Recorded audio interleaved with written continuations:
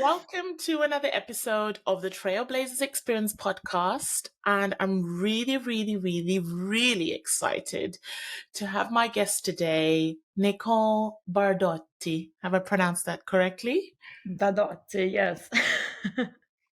One of the reasons why I started the Trailblazers Experience podcast is to showcase amazing women in different careers, from creatives to content creators to business, etc., and also talk about careers that one doesn't actually talk about. So I'm going to actually introduce you, Nicole. Nicole describes herself as a global citizen passionate about people, languages, and cultures. She has traveled to many countries, speaks over 5 languages, and is currently a client advisor, stylist at a luxury retailer called Matches. And for those of you who don't know what a stylist is, it is someone who provides a client from ideation to presentation of looks, product selection, consultation to give them the look that they require from a fashion perspective. So, welcome, Nicole. Thank you so much. And it's always really a pleasure to be here, Yeah. to have met you as well.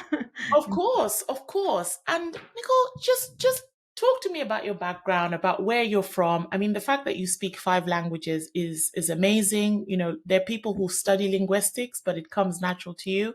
Talk to me a bit about your background, where you're from, and yeah, to date. Yeah. So basically, I come from Brazil originally. I have Italian passport through heritage. But for me, I guess since when I was young, my parents always loved traveling and they would never leave me behind. They would always take them with me. So since I was 3 years old, I was exposed to different countries, different people, different cultures. And that just made me really excited and really interested. I mean, as a young kid, I would go and see all these different world out there. And then I would just always grew up to the point when I told my mom when I was 6 years old, Mom, I'm not going to live in Curitiba. And my mom was like, wait a minute, you're 6 years old, you're not even a person yet. What are you talking about? What do you even know that you can live abroad or anything? And then I was just like, Curitiba is too small. And we are talking about a almost 3 million people city, beautiful city in Curitiba, in Brazil, but it was just not international, multicultural as I always dreamed to be in an environment. So when I was 18, I decided that it was time for me to start adventuring myself. So off I went to Australia. I lived there for a few months, got the English test because I wanted to come to London because I've been here during university, and I fell in love with so many, all the opportunities you have in the city. Where else in the world can you find all the nationalities and cultures, religion in such a relatively small area? So I came here for a weekend and I told myself, I'm going to live in the city. I'm going to live in this country.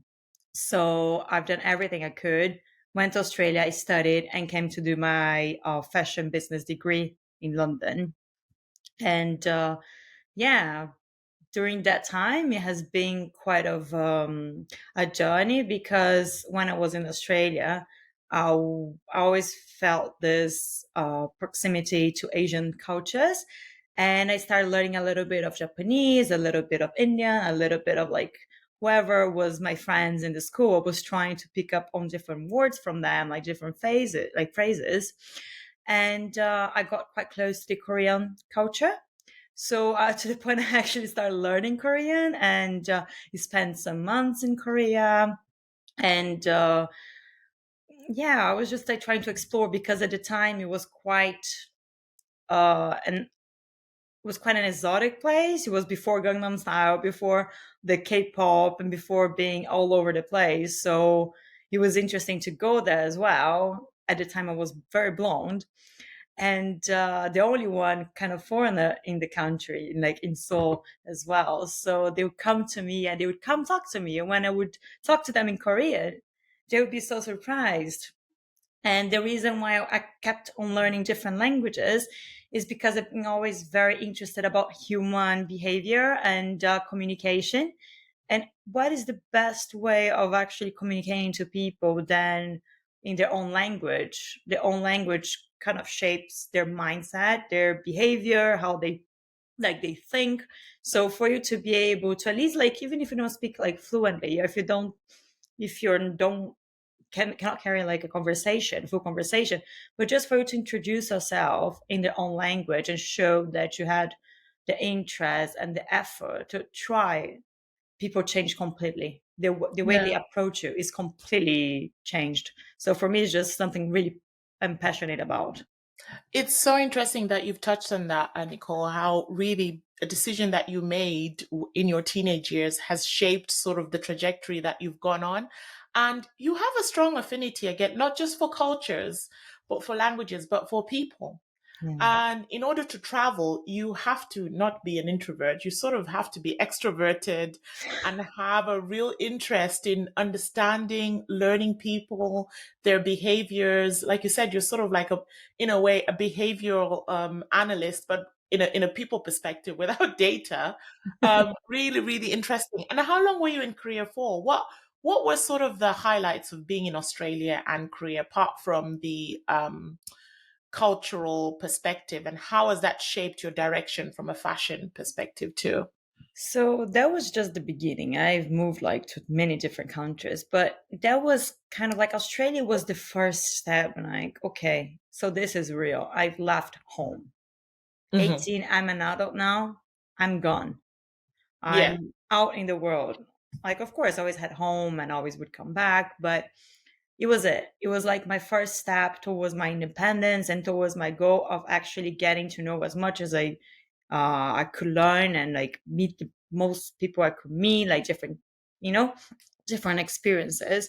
So that shaped in the way that opened my mindset and kind of prepared me what is to live alone, and Mm. also what it is like to relate to other people that are completely different from you and living with them and having to adapt. It is quite of a big shift because from my only child living at home, suddenly having to share a room somewhere with someone from, at the time I was sharing with someone like a Swiss girl that had completely different background, completely different ideas and values, and you have to make it work. And so that's a lot about like how to how to relate with people like in a very intimate levels and strangers in the end of day, like at least in the beginning. So that was the first thing. Then Korea was I went there for a month, like three different instances. So one of my ex-partners, he was actually Korean, and we met because of my passion for languages. So I was like asking people to teach me a little bit of this, a little bit of that, and then I asked him as well, and then he came with a whole book. Okay, you asked me to teach you, so let's do it. So Mm. that actually, he was my first teacher. And then, of course, with the time and with the spending like hours together, and we ended up getting together. And then I explored Korea with him. And then after, I went by myself as well to Korea, and it was a different reality. You can, but I was also trying to be as close to the native population as possible. So Mm. I would hang out with the expat community. But every place I've always been, I have kind of it's not a rule, but kind of a rule. I try to immerse with the locals because I feel like I'm going to their territory, their country. Why not to try to talk to them and try to see how do they experience their day to day? How is actually a life in their shoes? And so for me, I always try to get out, like to get along with people that live in the city. They're like are from there. And yeah, it was very interesting. It's very different. How I loved it as a tourist. I don't know how would it be in the long term for living there Mhm. and working, but for studying, for traveling, it is a very rich culture, and people are very kind and they're very curious. They were very, very curious about a foreigner there talking their language, like why, how. So it was, Yeah. I loved it. It was, I mean, and in that in itself, that was an education, a lived experience of culture, languages, being in the Far East. So fast forward to, being now in London. Talk to me about your journey into becoming a stylist, because it is a field. Some statistics say now that there has been a demand, an increase of stylists from 6% to 10%. It's a Mm. $2 billion industry because it's a way of getting to a customer and getting them to buy. It involves not just fashion, but psychology in a way. Talk Mhm. to me about your journey of getting into it and why that interests you. Yes, so when I did fashion business, I was always interested in the side that both of the creative, but also the financial and more tangible, let's say, part of fashion. Basically, my father, he's a businessman. He made himself up companies. My mom is the artist that likes painting, that is like philosophy. So this would be kind of decision between like them both. So I Hmm. kind of picked a bit of each one's brains, which was quite interesting. And it took me quite a while to figure out. I didn't know what I wanted. I've also studied hospitality, so very always people oriented, always very focused on customers. I always loved being face to face with people Hmm. and having this interaction. I never really enjoyed being behind a desk, be like in a closed office. So I always looked for opportunities where I could communicate. So it happened that pandemic hit. I was after hospitality degree. What would I do with hospitality if there's no traveling, no hotels? Um, I mean, there was not much I could do. So I decided to come to London before Brexit with my tenant passport so I could settle here.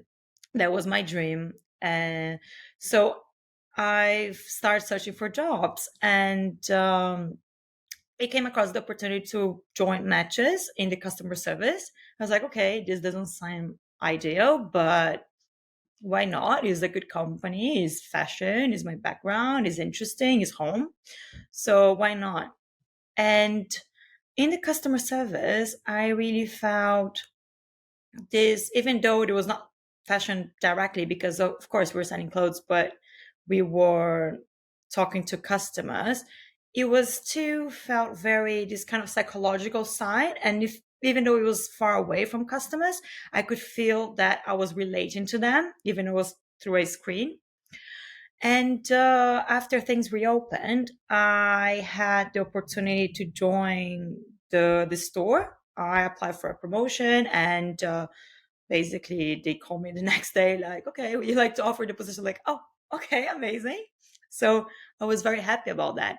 And since then, my journey in within matches as a stylist, it's very much brings all this hospitality and fashion background I've brought along the years, because not only you bring the creativity and bringing the pieces, trying to create looks, but also it's about like self-image, about confidence. It's really, especially the way we do it at matches, it's within a very safe private environment that feels like you're in a home. And so when you enter that, when you're there with the client, you it's just like a barrier that is removed and you really feel like in this safe space. So it's a completely different experience from just buying. You don't have that pressure just to sell. So it's really about building connections, building relationships. So you talk to your clients on a daily basis. Sometimes they send you pictures of their wedding, they invite you to things, or so you just they kind of share that bits of their life and how you influence that, how you make part of it. And that's what motivates me and actually excites me every day and every client, is this interaction in the end of the day. It's very intimate, isn't it? I mean, shopping is very personal, very intimate, and I've always thought, especially as a woman, you're going through so many things, body image, how you feel about colors, about shape, if your body has changed, evolved. So there's a lot going on, not just, pulling pieces together, but making sure that client comes away feeling confident, but also wearing clothes that they feel comfortable and beautiful in as well. Yeah, no, definitely. So, for example, it's all about the way from receiving them and to preparing the pieces, because that's what we do. We do add it. So, like for example, they can choose a few pieces they would love to try it, but then you think, okay, maybe we bring these pieces, but we try to make it in a way as well. We add on items that gonna make them feel like it's gonna add on to the outfit, so it's gonna make them Mhm. more feeling more elevated, more confident, because sometimes they don't really know what to choose, so they choose, you bring that in so they can actually feel as well, like sometimes in control, because it is their choice to be there. So sometimes they're interested, and sometimes pieces that you think, oh, maybe might not work for this client, you get surprised that it does. So it is also like a discovery moment, because you get to the point, you talk to the clients, let's do an experiment. So why don't you try this and that? Okay, this doesn't work, fine. But you have to always be very careful, because different people have different ways of behaving. So sometimes if you put something like a clothing that is not really flattering, and the person is in a very fragile, let's say, moment, it can just ruin their day. So you have to be very careful with every person, and you learn, like little by little, you learn more about your clients. So I really like having these conversations with them, because you ask them questions, you talk to them about the holidays. Or it's not only about the product is just, let's say, is just, and the sales is just like an outcome of all this interaction, and you bring the Mhm. products and sell them because you understood what kind of person this client wants to be or wants to portray, or so that's kind of the idea. You bring things in and you sell them, not because you're just trying a hard sale, but it's because you understand you actually acting on their benefit. You really want to make them feel great and feel happy and come back. So that's the main goal for my job. It's I not feel like only it's selling. it's like a therapy session as well, isn't it? Lots of active listening, A lot of active understanding how the listening. moment, I know, understanding what the moment means to them, and just immersing yourself in the client's vision and perspective. So, Nicole, talk to me about some challenges you may have had, and every career has some challenges. What do you think has been the biggest challenge in your current role? The biggest challenge. I feel sometimes, I feel like sometimes not even dealing with the people, but the preparation. Because when we do big appointments, we do over 100 pieces, like different rooms. So sometimes time can be very tight, and we are very busy or we are tired. So the inspiration doesn't come. I don't know. So sometimes having everything ready for the client on time could be a challenge. But I feel more like when you're having not such a good day, just to kind of like shake that off, because the client has nothing to do with your problems. I mean, we everybody has like their bad day, so just to shake it off and just be there for the client, and just kind of forget myself and be with the person, and just make sure that he or she is the highlight. Sometimes this can be a challenge, but I mean, you Mhm. have to think of your mood is infectious. So if you put a smile after, you're gonna feel better as well. Sometimes you feel like, oh my god, I'm so tired. I want to do this. Why I'm here?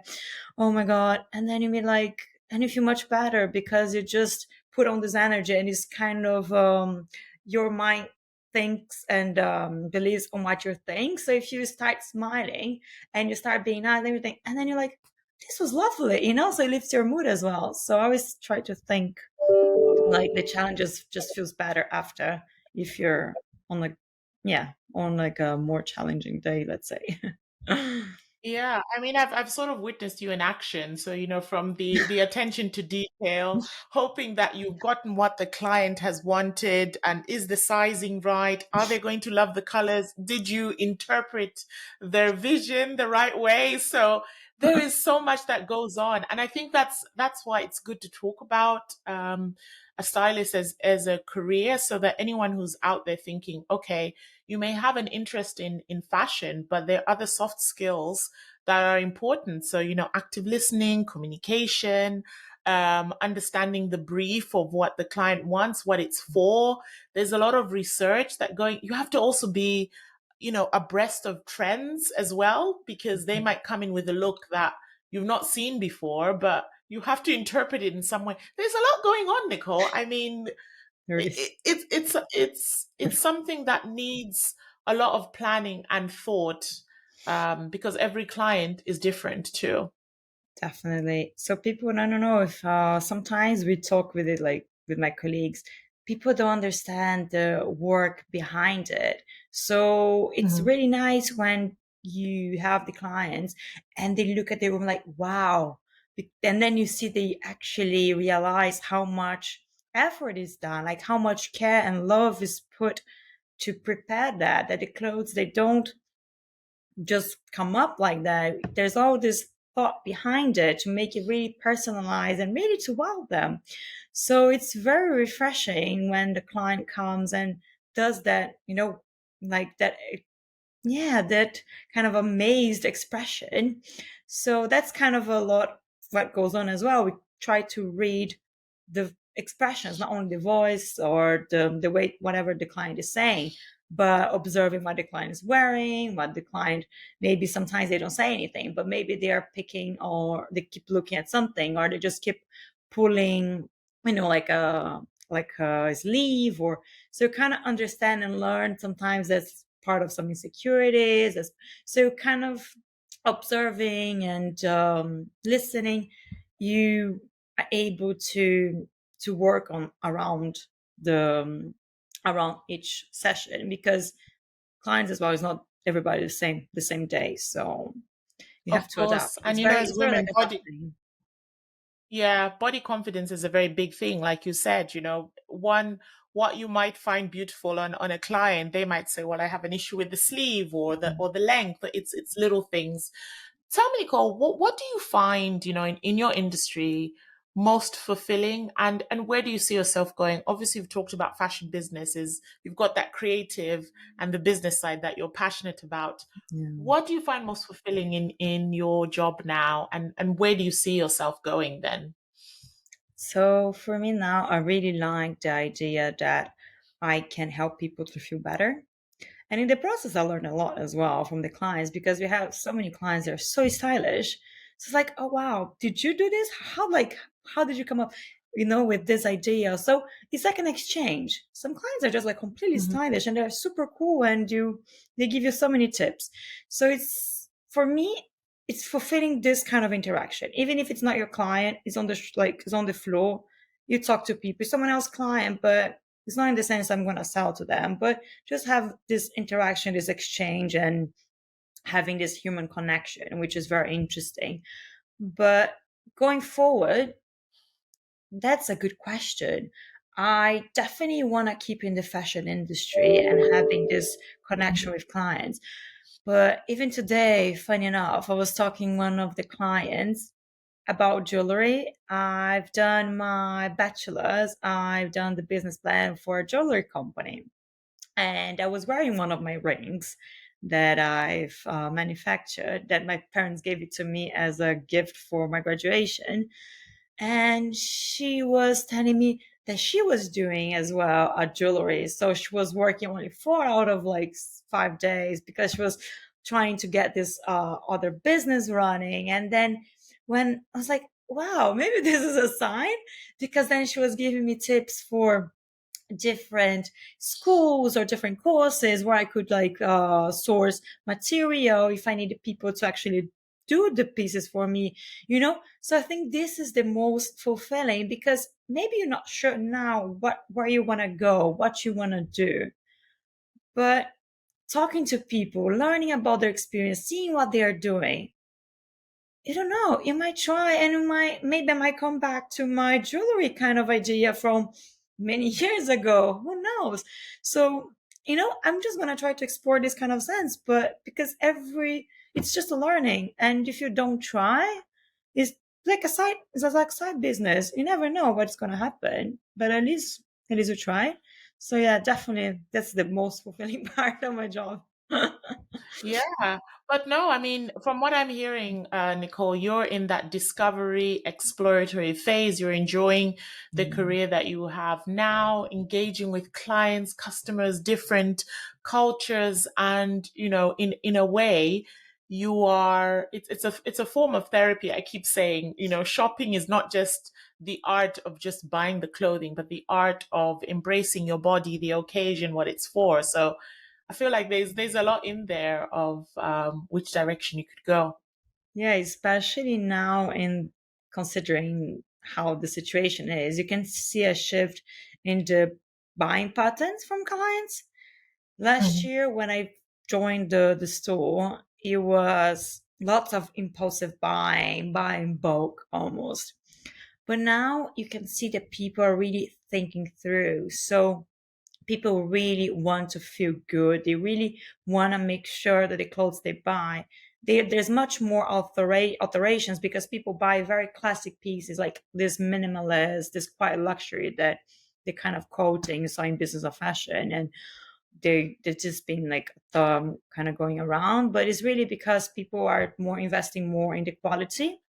So of course trends and is very let's say, how can I say, these very outstanding pieces and jewelry and this and that. But people are really investing in the good classics because they're still spending quite a lot amount of money, but they're just being more careful and they are being more conscious of others and also for the long term because it comes as well to the sense of the environment, and people do care now more about it. They do look at the labels, what kind of like fabrics they are, where is the product being manufactured, or is it actually uh gonna last, like it's gonna go along with my other wardrobe, it is gonna fit with my other clothes, it's gonna make outfits.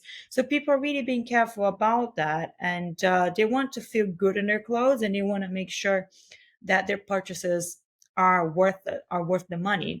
They still buy quite expensive items, but it's really, you can see they're really cater for what they're buying. It's very specific now. It's very much more uh thought through. Definitely, definitely. Yeah, so it's even so what you're saying is even from a high end perspective, it's considered more curated. Mm-hmm. They're thinking about how can I stretch this garment. Mm-hmm. That's very interesting, very, very interesting. Lots of Um, vintage as well. Talk to me So about, I know, yeah. Talk to me about your work ethic and what that's important to you, the values maybe that your parents have instilled in you that are helping you in your current career. so I feel like, first of all, trying not to judge.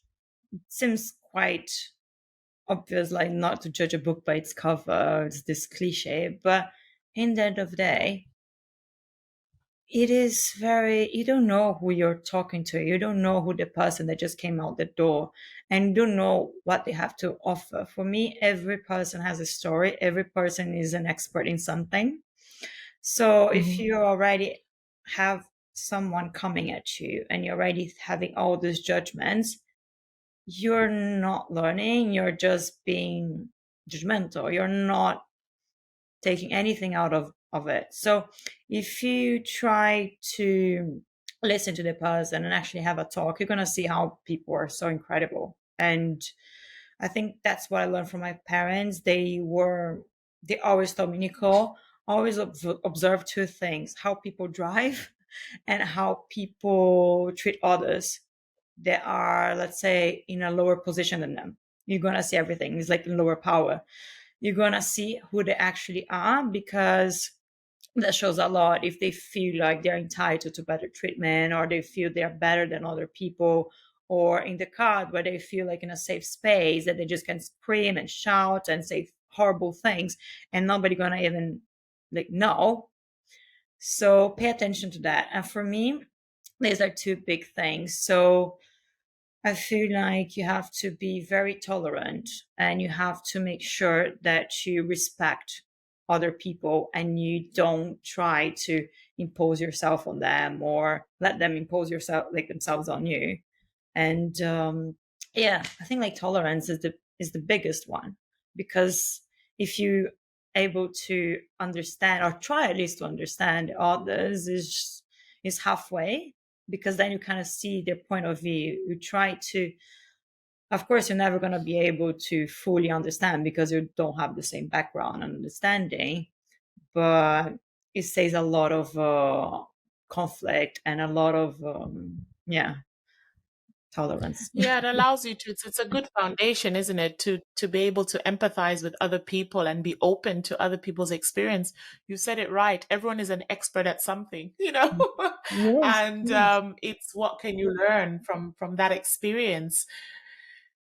Nicole, you've traveled the globe. So relationships, how important are relationships, to you, and how have you cultivated that wherever you've been? And what are sort of the key circles that you have now in London where you live that keep you grounded? Well, relationships, and considering that I've moved a lot, it is something quite challenging to keep in touch and to keep the relationships alive. But at the same time, it's like anything in life, you need to put in the effort, you need to work on it, you need to really want to make things work to be able to make them work. So my best friends, they are literally all over the world. I have friends in France, but they're not French. They are from Morocco, or other ones were friends. They're French, they're living in London, or there's another one that is from Hong Kong, but she lived in Macau and then she's here in London. She travels there. For me, my friends is very international, extremely I know, international. global village you have. So, yes, so I prize myself for that, because in a way it's quite difficult to make them all together, not only because of the distance, because my best friends, they are literally scattered all over the world, and even in London they're like all over the place, but also because they are so varied, they're so different, they come from so different realities, backgrounds, industry, age. So I kind of put them together. For me, I go out a lot with friends, like in a one-to-ones, two friends here and there, or my friends and their friends that become my friends, because I'm quite open and I'm very, for me, I want to learn. I want to learn. I want to listen. I want to see what you have to say. What kind of things do you bring, like from your background? So I want to learn everything. I want to understand and talk to them, and I'm curious. So, but some people, they really feel they want to be more familiar and they get together with people that are more similar. So my case is completely the opposite. Like, the more different you are, the more I want to know what makes you so different to me, or what do you have to, what is your story behind. So my friends are from all over the place, which helps me as well, because I have friends for all kind of situations, and any place I want to go, I can stay someone's over. So I another know. I mean, excuse for look, traveling. we we need to move away from the cliche that it's okay not to have lived in one town and known the same people. And I think the fact that social media and technology allows you to be connected Mm, to people in different countries, even though you're not with them, you're still connected in some way, mm. is brilliant. And to your point about you're always learning, you're always evolving as a person. We need a more connected global community, and embracing that, I think it's brilliant to have that. Yeah, no, for me, this multicultural aspect has been always what guided me through life, because why do we have to do just one thing? like forever? Why are we bound to be in just one place, living one reality? Of course, for some people it's fine, and I admire that.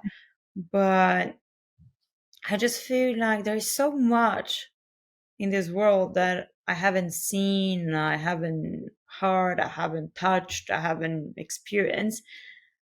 And I really want to do it all. Of course, I won't be able to do it all, but I try. As long as I'm alive, I try. And that's what makes me very excited. And that's what makes me alive, this kind of global aspect of me. Just even in London, I just go sometimes. I try, even if I don't travel abroad, I try to go a weekend away. I go to a different city or a different neighborhood and then just try to explore the area. So I think just like this novelty, this kind of, yeah, just the kind of exploring the unknown. That's kind of Yes. what Yeah. triggers Being me. Yeah. curious, being open. Yeah. Yeah.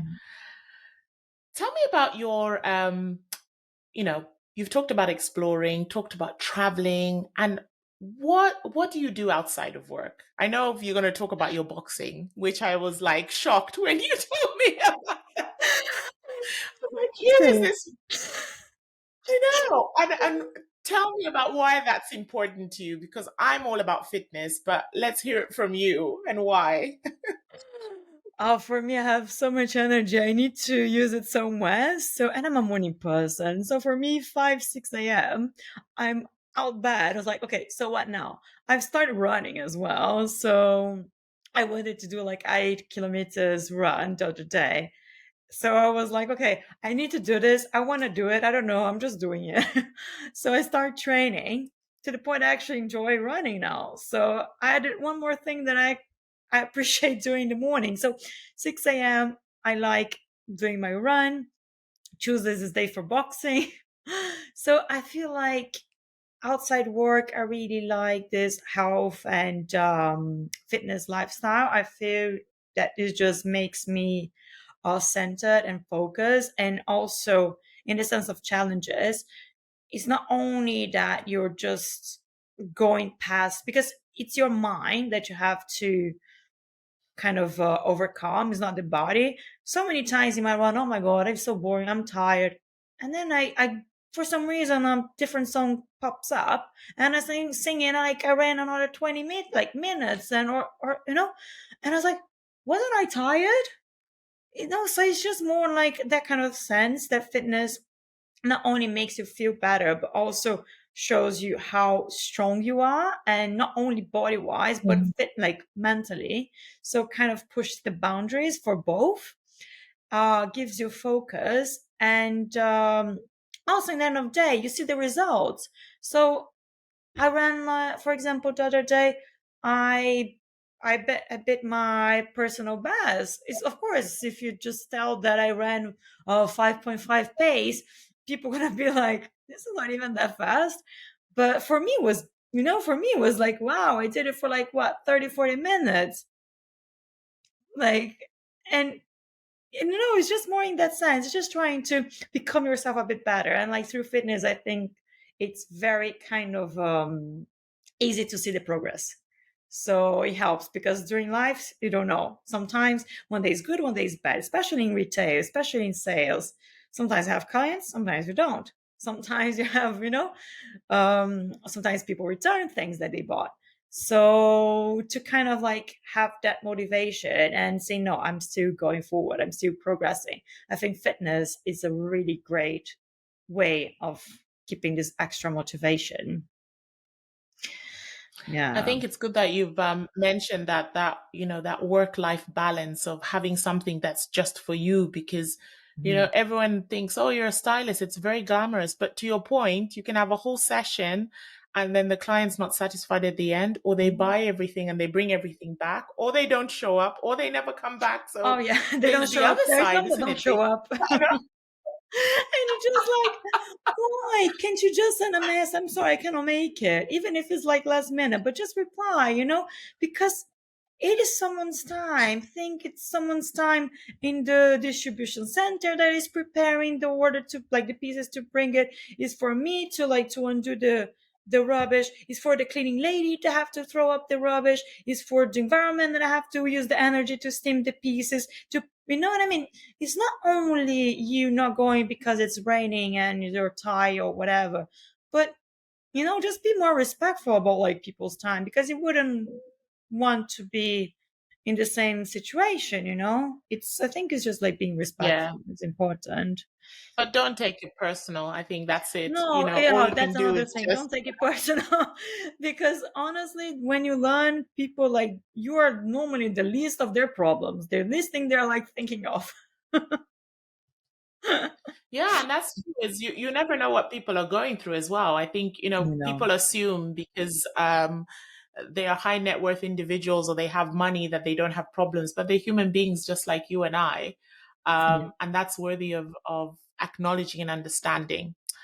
Nicole, for some young girl out there who's saying, you know what, I think being a fashion stylist is important for me, a client, clienteling. What advice would you give to them? So obvious things for them to note if that's what they want to get into. I feel like, first of all, be honest. Don't try to push things into people, because people appreciate honesty and they're not going to connect with you if you're just pretending to be someone else, or pretending to, trying to push on them things that don't work. Also, Mhm. listen to them, ask questions, try to see behind the mask, because sometimes people, they just try to keep it to themselves. As also, try to go beyond, ask things, not only, like, talk about them, like, themselves, because people love talking about themselves. So ask them questions, let them, like, open up, let them just say whatever, like, try to discover the person, because then you're gonna feel, but not like as an interrogation, but just making them feel comfortable. Also, try to get information from different sources. Go to concerts, go to museums, watch, like, fashion shows, learn about history, talk to people from other industries. You never know where the inspiration comes from.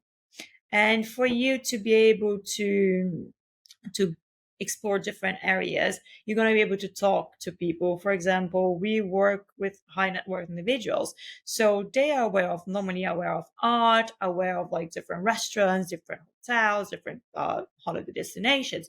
So if you know about these things, you're able to hold a conversation with them, because if you don't have any extra knowledge, how are you going to even be able to talk to them, like, to get to know them better, if you cannot, yeah, if you cannot talk their language. So it's not only about the language, like English, but also the language of the cultural side, because you have to be interesting. It's you have to entertain to be a host.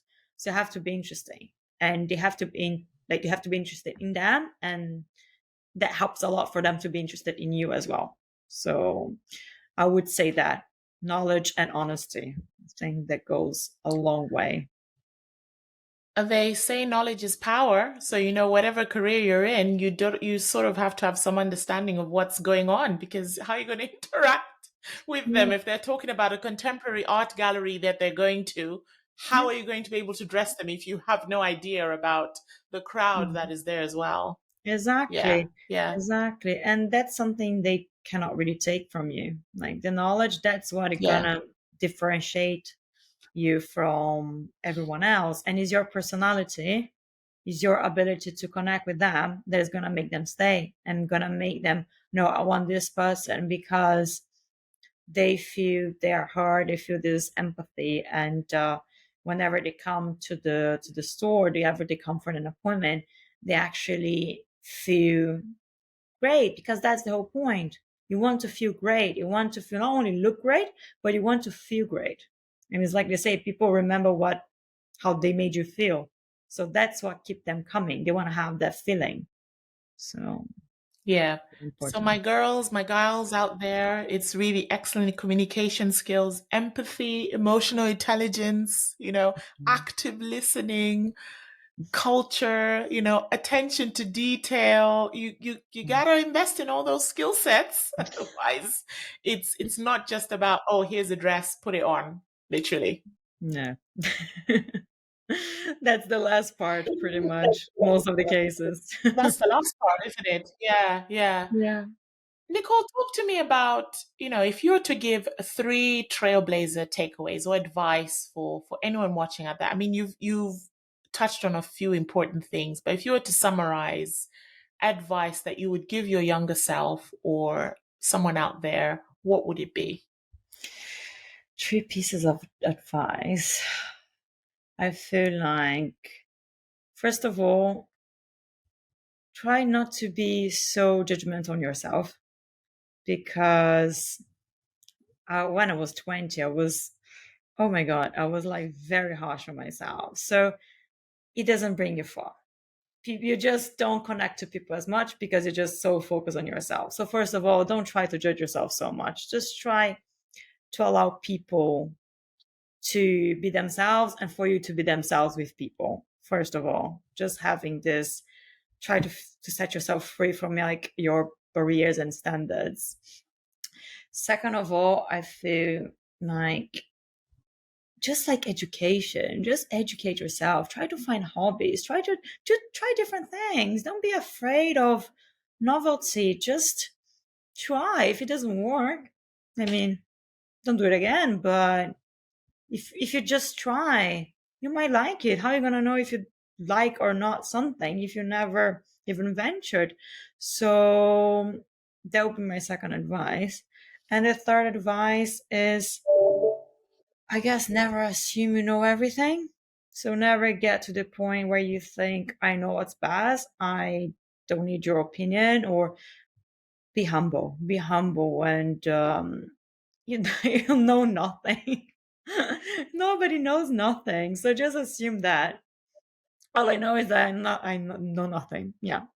I think it was like Plato that said that, or anyways, but I think it's just having this humility to admit that you might have errors and that you literally won't be able to be an expert in everything, even in your field for many years. Maybe someone new might just come in and teach you things with the technology, especially, that you never thought were possible. So yeah, those would be my three advices to everyone, I to my mean, younger self. Nicole, you are a wise woman, a wise woman. I try to be. Plato said so many things. I know. I remember Plato saying, courage is knowing what not to fear, for example, And sometimes you just have to go for things in life. Just have to go for it because what's the worst that can happen? You have to go for Nicole, it, this and then like conversation it's was the scariest part is just like to try first time, and then you do it. Was I afraid of that? Really? exactly. If you don't try, you'll never know. If you don't ask, you don't get. There is no progress in complacency, I think, No, no, and I, manifestation is one of the things a lot of people talk about, but without action, without you trying, there will be no result at the end no, as well. 100%. I'm listening to this manifest book, so that's why it came all the idea of doing the mood board, because in her first chapter is all about you manifesting your ideas, what you actually want to bring. It's not that in the sense that is magical or whatever, but if you have that in mind, you get to know yourself. It's more like a self-knowledge kind of journey, because if you know yourself, you're able to portray that to others, feel more confident, and that confidence pass it on Mhm. to other people. And the people, they want that confidence, because so many people are so insecure about themselves. So they see you confident, they want a part of that. So I think this manifestation thing is just, I'm 100% um on board with it, because I think it's all about bringing in the right ideas, the right thoughts, and that changes everything. You are what you think, so you become what you think. So you definitely have to kind of change, shake it up your mindset 100%. Definitely. Nicole, this conversation has been so important because I wanted to debunk the myth of what a career should be. Mhm. And a stylist is a valid career, but Mhm. also it does not just involve being creative. You have to be intelligent. You have to have some sort of business mindset. And it's something that you can, earn money from, but also gain fulfillment from. So thank you so much for talking about it in such honesty, showing how such a wise old soul you are, but young at heart and lots of life and energy. Yes, I have friends like from 20 years old to like 50s. And Nicole, how do you do it? I was like, I'm young at heart, but old soul, I don't know. I don't Yes, have my inner yeah, that child is. there somewhere. No, Definitely. but I'm like, it's there's a important. contradiction. Yeah. Yeah, and you're very humble, but also cultured. You appreciate and respect people from different nationalities, which is Yeah. important in your role. So it's good to showcase what good looks like in terms of a stylist. And you work for Matches, which is a luxury retailer. So this didn't just happen overnight. So you're doing a good job.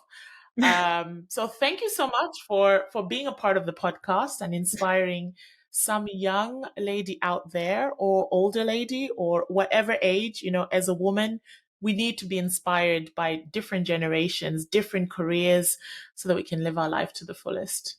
Oh, thank you so much. It was really a pleasure.